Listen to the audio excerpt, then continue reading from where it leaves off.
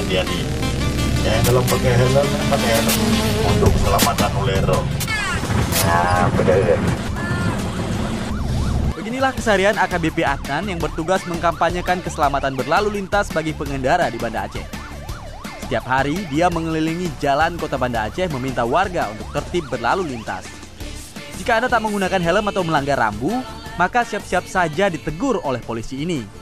Wajah Anda bisa jadi merah padam karena Adnan langsung menegur Anda lewat pengeras suara.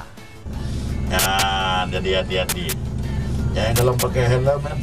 Adnan merupakan satu dari puluhan polisi lalu lintas Polda Aceh yang ditugaskan untuk mengkampanyekan keselamatan berlalu lintas lewat program Polisi Mepepep alias Polisi Cerewet. Program Polisi Mepepep ini telah berjalan setahun.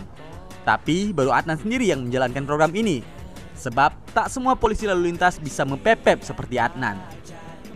Adnan mengaku sebelum menjadi polisi, dia pernah menekuni sejumlah profesi termasuk menjadi pedagang obat keliling. Menurut Adnan, gaya sosialisasi layaknya tukang obat ini lebih menyentuh orang Aceh untuk patuh pada peraturan. Anak ibu tuh ngantuk.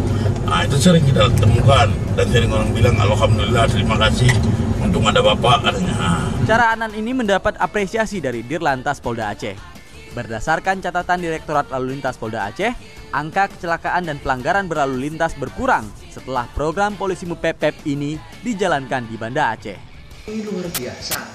Kekuatan apa yang bisa menggerakkan Pak Adnan ini tidak bisa diimbangi oleh anggota yang lain. Anggota pernah saya perintahkan, Pak Adnan supir cari, nggak ada yang mampu mengimbangi kemampuan Pak Adnan.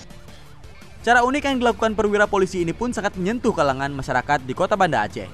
Pengguna jalan yang melanggar aturan lalu lintas langsung merasa malu dan jera setelah mendapat teguran dari perwira polisi cerewet ini.